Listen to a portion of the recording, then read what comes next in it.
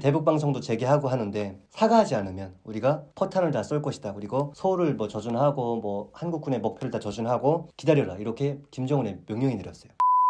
네, 여러분 안녕하세요. 반갑습니다. 오늘은 저희가 2015년 8월에 있었던 목함질의 도발 사건에 대해서 좀 얘기를 하는 시간을 가지려고 하는데요. 저는 당시 그때 2015년에 한국에 와 있었기 때문에 북한에서 어떤 상황이 있었는지 잘 모르겠습니다. 그렇지만 강유 같은 경우에는 북한에서 군 생활을 그때 하고 있었기 때문에 그때 북한군 상황을 누구보다 더 잘 알고 있기 때문에 오늘 그 부분에 대해서 함께 좀 얘기해보는 시간을 가지도록 하겠습니다. 2015년 8월에 목함질의 도발 사건이 있어가지고 안타깝게도 우리 국군 장병 2명이 이렇게 하사 2명이 다리를 다치는 정말 유감스러운 일이 이렇게 발생했었는데, 당시 저는 한국에 있으면서 그 회사를 다니고 있었는데 회사에서 좀 사람들의 시선이 그렇게 막 곱지가 않더라고요. 그래서 정말 제가 한 것도 아닌데 막 눈치 보고 막 그랬던 기억이 있거든요. 근데 당시 북한은 뭐 자기들이 한 게 아니라고 강력하게 부인을 했던 그런 적이 있는데, 당시 북한의 상황은 어땠나요? 그때 북한에서 제가 있었던 지역이 강원도 금강군 지역인데 바로 앞이 화천이고 철원과도 가까운 지역이었어요. 그렇죠. 근데 교육하기를 8월 15일인가 지시가 내렸어요. 목함질의 도발 사건이 아닌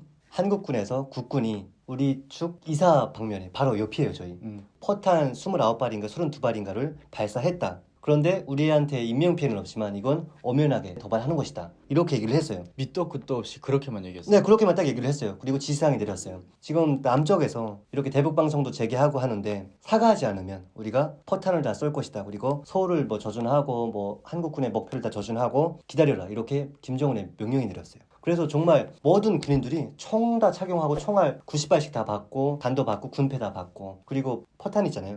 포탄도 기름을 칠해놔요. 녹슬지 않게. 근데 그 기름칠도 다 제거했어요. 그리고 포에다 포탄을 다 장전해놨어요.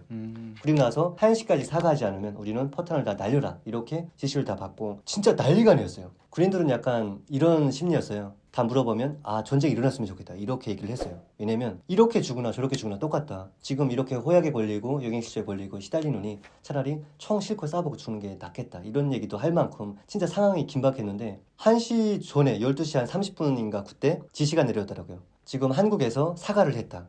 그러니까 지금 갱도를 일단 피신해라. 그래서 그때부터는 저희는 갱도에 들어가서 전투식량을 그때 처음 먹어봤어요. 전투식량을 먹으면서 갱도에서 5일 동안 살았어요. 진짜. 그러면서 한국군이 지금 사과는 했지만 대북방송을 아직 중단을 안 했다. 그렇기 때문에 대북방송 중단할 때까지 준전시는 계속 내려지고, 중단하면 우리도 이 준전시를 끝내겠다 얘기를 했어요. 그래서 진짜 쫄깃쫄깃했어요. 그때 그 상황을 알아요? 일단은 목함지리가 먼저 터져가지고 북측에 한 게 아니냐라는 우리 한국에서 먼저 이렇게 얘기를 했었는데 북한에선 자기들이 한 거 아니다. 그리고 우리가 했다고 하면은 그냥 우리는 포를 쏴버리지 직접적인 도발을 해버리지 거기 가서 이렇게 지뢰를 심고 그러지는 않는다라고 얘기를 했거든요. 그러면서 북한이 먼저 포를 쐈어요.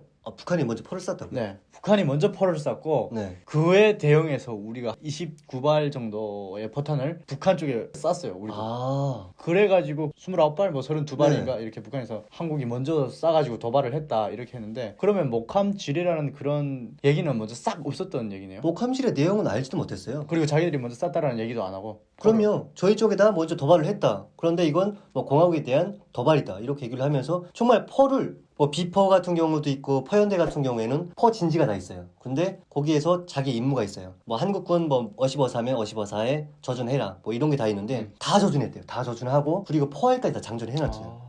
퍼진지 다 이동해가지고. 그래서 그때 주민들이 난리가 났어요. 주민들도 다 갱도에다 숨고 그리고 포탄을 다 갱도로 다 옮기고 폭격이 또 있을 수 있다고. 그러면서 이제 전쟁이 일어나는구나 이러면서 군인들이 진짜 심장 다 쫄려하면서 부모님들한테 편지 다 쓰고 그 유언 편지인가? 마지막 편지 있잖아요. 그쵸. 자기는 충성의 편지. 충성의 편지 맞아요. 그래가지고 막 충성의 편지 쓰는 게 막 장모님의 전세로 이렇게 싸우다 죽겠다 이러면서 모든 군이 다 썼어요.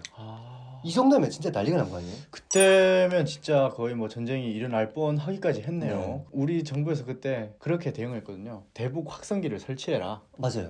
심리전 펼치자 해가지고 우리가 설치를 했는데 거기에 포를 쏴가지고 우리도 참지 않고 거기에 29발로 대응을 했고, 그래서 그게 그 정도로 이렇게 불이 커진 거죠. 근데 북한이 항상 도발을 하면 여기에 와 있는 저희가 정말 진짜 짜증나고 화가 나고 불편해요. 왜냐면 워낙 친하게 지내던 지인들끼리도, 물론 지인들끼리는 저희끼리는 그런 일은 없는데 네. 괜히 막 불편하고 막 그런 것도 없지 않아 있어요. 근데 항상 보면은 북한은 과거 6.25부터 판문점 도끼 사건 네. 그리고 뭐 서해 교전, 연평도, 천안함, 천안함. 네 천안함 그다음에 목함지뢰까지 항상 지들이 먼저 도발해놓고 자기들은 한 적이 없다라고 이렇게 맞아요. 정말 오리발을 내미는데 그래놓고 하는 말이 항상 연평도 때도 그렇고 김정은의 탁월한 영도력 아래 의해서 이렇게 포사격 그런 걸 이렇게 보여준 거다. 공화국의 그런 담력과 배짱을 보여준 거다. 뭐 이런 식으로 얘기를 하는데 그렇죠. 네. 듣는 군인들이야 아 그런가 보다라고 생각을 하고 싸우라면 싸우는 게 북한군이라고 이렇게 좀 말씀을 드릴 수가 있겠습니다. 그렇죠. 사실상 뭐 6.25 같은 경우에도 진짜 어릴 때부터 이걸 교육해요. 어릴 때부터 교육하다 보니까 6.25는 북침이다. 그리고 믿게끔 무슨 교양 자료 같은 것도 다 많다 보니까 아 이건 북침이다.